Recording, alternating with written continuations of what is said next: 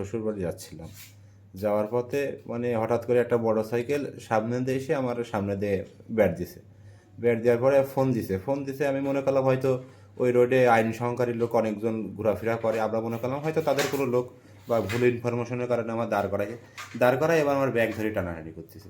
এবার যখন আমি বলছি ভাই ব্যাগ ধরে টানাটানি করতেছেন কেন, বলার সাথে সাথে বলতেছে যে তোর বাসা কোন জায়গায়। আমি বলছি সামনে বাসা। বলছে সামনে কোন জায়গায়? আমি বলছি গদখালি বাসা। তা বলছে যে ব্যাগ দে। আমি বলছি ব্যাগ কিসের জন্য দেবো। এবার যেই ব্যাগে দাঁড়িয়ে করি সেখানে গুলি বের করেছে, গুলি এবার আমি ব্যাগ ছেড়ে দিছি। ব্যাগ ছেড়ে দেওয়ার পরে এবার বলছে আর কি কি আছে, আমি বলছি আর কিছু নেই। ঠিক আছে, আমি বলছি আর কিছু নেই।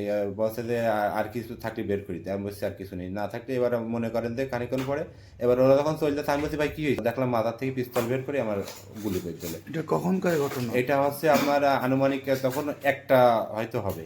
আপনি কোন জায়গা থেকে? আমি যাচ্ছিলাম, আমার শ্বশুর বাড়ি যাচ্ছিলাম। আপনার নাম কি? আমার নাম মোহাম্মদ আরিফুর রহমান।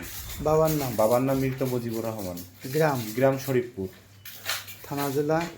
থানা জিগরগাছা, জেলা যশোর। আপনার শ্বশুর বাড়ি কোথায়? আমার শ্বশুর বাড়ি আছে 7 মাইল বসতপুর। আপনি অত রাত্রে শ্বশুর বাড়ি যাচ্ছিলেন? ওখানে আমার বিবাহের একটা অনুষ্ঠান আছিল, এই জন্য আমি ওই অনুষ্ঠানে যাচ্ছিলাম। যাওয়ার পথে এই ঘটনা যাওয়ার ঘটেছে? পথে এই ঘটনা হয়।